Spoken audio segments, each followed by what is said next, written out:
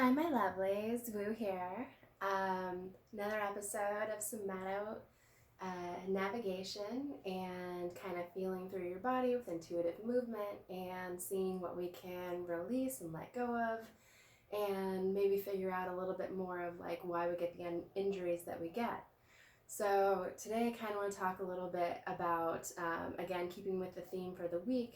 We're talking about your throat chakra. We're talking about your words, your communication, the way you express yourself, and also how this relates to fear and anxiety and this paralyzed will where you want to go do something but you can't for whatever reason. And one of the things that I often notice in my clients is that they hold a lot of this kind of energy in their throat and in their jaw. Obviously, like the throat chakra is kind of where all this kind of energy is held. It's that blue chakra, and then your jaw is generally where you're holding things that like you want to say something but you can't for whatever reason. So these are like the words that you're eating. They're the words that you want to express but you're not, or maybe they're the words that you've already said and you wish that you hadn't said. So kind of, so if you're experiencing like TMJ type trouble or like jaw pain down here, or even in kind of into your teeth and your tongue, those kind of things. So if you're experiencing pain or any like restriction in your mouth that you're noticing, when you're thinking about your body and how the patterns that you're kind of repeating, how the injury gets there, kind of thing. So with your mouth, like obviously talking or like maybe chewing or something, like instead of processing the emotion, you might be just eating it away. Like, so you might be really angry at somebody and you want to say a whole bunch of stuff, but you're just gonna, pile some food in your mouth and try and hope that you can just shovel it in and not say it and store it and not express yourself in that manner. Sometimes it's good to get the things out, but sometimes obviously it is good to hold back a little bit. Not everything that you want to say should be said, but at the same time you still should be able to process the emotion and get it out of your body and in a healthy way. So this might be letting it go for the moment, talking to somebody else about it, or processing it through like this intuitive movement. So if I'm talking again about my jaw or my neck, you might kind of feel into where am I feeling tight, what's going on. Like I'm noticing that I'm feeling some tightness more on my right side going into my shoulder. If I'm thinking about my jaw actually, when I palpate it, when I touch it, it's a little bit more like there's some more tightness on this side. The muscle's a little bit more engaged. So what I might kind of do is do I feel like I need to like move into it and really activate those muscles, or do I need to move away from it and kind of stretch those muscles? And where do I need to stretch it? Like what needs to happen? It feels like I need to get this to release, it feels like I need to pull into it. So I'm gonna engage these muscles here on the side and kind of move my head around to see like if we can get that to relax a little bit, and it feels like something just kind of let go in there a little bit. So sometimes when you squeeze a muscle, it lets you then let it go a little bit easier rather than trying to stretch the muscle until it submits to relax. Sometimes when you push on it, but I'm not saying to like really dig into it or put any like trigger point kind of pressure on it. I'm just saying like finding it and putting pressure there, like you're just kind of like putting pressure so that your body's aware that like, oh, this is where I want to move, this is what I want to do, this is the area that we're working on right now. So if I just kind of feel for those like tighter muscles, like this one right here feels a little tighter than the rest of them, so I might kind of see if I want to activate it, if I want to stretch it. It feels like this one I want to stretch a little bit more. So I'm moving around my head and seeing what happens, and kind of noticing how that changes my voice as I was talking through that and moving my head around, having more of a strain on my vocal cords in some ways, or having more of a strain on all the anatomy and stuff that's in there. So maybe that might have an effect. So if these muscles are really tight and restricted, it might change how you sound. Or it might change like you're wanting to actually talk, because you might feel like you're always straining your throat whenever you talk a lot. And that could also be put in some other things. So you might, like if you're having some pain like that, or you're having some difficulties with that, again, you might try, in the last video kind of showed you the 3 fingers on, 2 fingers off. I'm leaving that 3rd finger on and putting it to my forehead. And what this does is that it connects to the meridians in your forehead, and it's this pulse point. This one is the blue one. It's coordinated again to that throat chakra, and it's fear and paralyzed will.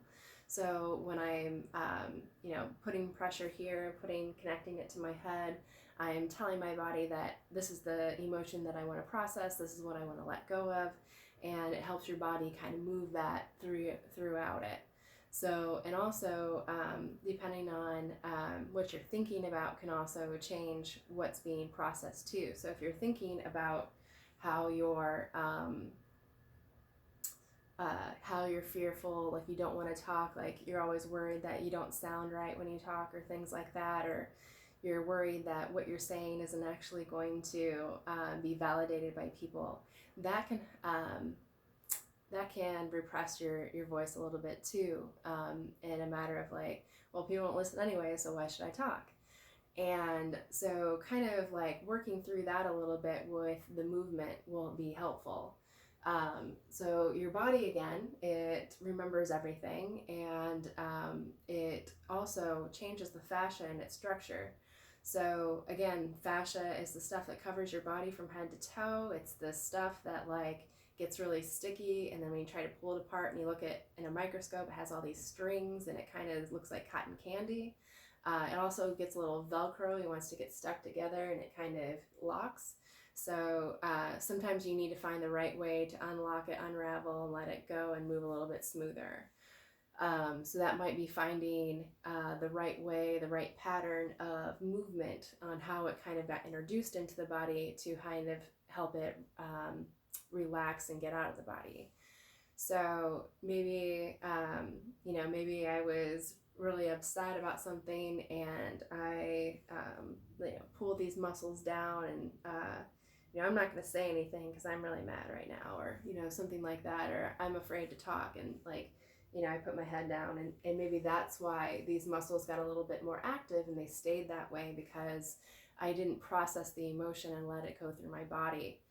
So, so that might be why it got there. So now when I'm trying to release it, I'm going to try either kind of coming back into the same position, or I might be kind of stretching to see if that's what it needs.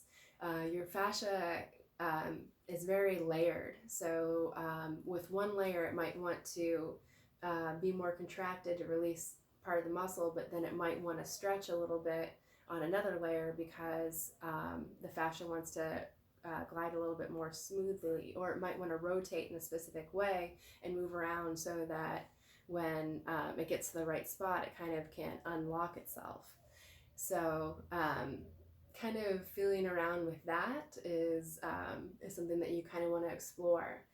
And again, if I'm feeling into my jaw, this didn't really, so the stuff I just did with my neck didn't really change anything for my jaw right here. In fact, like the tightness that I was feeling now feels like it's right underneath my jaw, so it feels like that has kind of moved. And feeling, again, no change because I didn't do any jaw movements, and nothing seemed to be really attached that way. Sometimes when you're working on your all these muscles right through here and pulling away, sometimes that does affect the jaw movement. So sometimes I would feel like a little bit of tension or release, and sometimes it's just not directly related, or at least in that movement it wasn't directly related, or that layer wasn't related. So now I'm going to feel into my jaw a little bit and see if there's something that's like maybe particularly tender, or maybe a good place to start. Or I might not even like touch it at all and just kind of see like where my jaw wants to move. And like immediately when I said that, I wanted to shift my jaw to the right. So if I go to the right, and I'm noticing as I'm going to the right, there are these muscles that go from here to here. And those muscles, some of it is a little bit tighter than others. So like if I've got about this thick of that muscle going straight down, some of the fibers here in front seem to be a little bit tighter than the ones in the back. But when I feel around again, there's some more tightness. It's like it's tight here and it's a little loose here, and then back towards my jaw again, or back up towards like the TMJ, it's a little bit more tight again. And so I'm feeling like here just kind of needs a little support. So I'm just putting my hand there and I'm just like literally just touching it. I'm not even really putting any pressure. I am noticing that as I'm doing this, like my fingers are kind of turning and moving around. And I'm not really thinking about where I'm moving my hand. I'm not really thinking about doing anything. I'm just allowing my body to do whatever it wants. So like as I'm talking, I'm just feeling that spot that felt a little bit tighter earlier, and I'm just moving around and noticing that my head wants to tilt this way, and I am noticing that like as I just started to move up, it seemed to kind of follow a little release pattern. So now when I feel my jaw, they feel a little bit more even, particularly right here. It's still a little bit tighter in some other areas. Here's about the same. And so just kind of feeling through where you're still feeling tight maybe, or again, like maybe starting with a movement, like maybe again, my jaw automatically goes to the right. So there's something still there that my body wants to get rid of. So, and I'm noticing that my jaw went from shifting to the right, and then immediately like wanted to scoop down and move forward. So, and when I did that, that actually loosened a lot back here. So now it's feeling like my left side is tighter. And then when I feel like this jawline, the jawline feels a little bit different, but not asymmetrical. So they feel more symmetrical at the moment. So I might kind of relax with my jaw for today, or might do a little bit more later. I am feeling like whatever I just released here, now I'm noticing some tightness more up in this area. So I might even just kind of put my hand there and just kind of let it move and let it do whatever it wants, and see if anything changes as I kind of touch, kind of just touch it and then rotate my hand a little bit and see. And again, I'm not really like, oh, I need to rotate this way, or oh, I need to go up or down, or put my pressure or less pressure or anything like that. I am just letting my body do whatever it wants, and kind of seeing how that changes, and seeing, noticing the tissue change afterwards, because it's always good to see the results or feel the results, even if they're really subtle, because I mean, what I just did in my jaw, if I hadn't like checked to see, check the tissue at all, I might walk away from this just being like, oh, okay, like I don't really feel anything, I don't really do anything, like is my jaw really any looser than it was like 5 minutes ago? And but I noticed that these are more symmetrical at the moment, these muscles here, and they were not 5 minutes ago. So sometimes it's good to have like a little bit of a baseline for yourself to kind of check to see where you're at to start with, and then come back to that baseline, and then proceed from there and see how things go. So I hope you enjoyed today's somatic navigation and intuitive movement. And again, you can check me out on Somato Enlightenment on Facebook, Instagram, and YouTube. And we'll see you next time.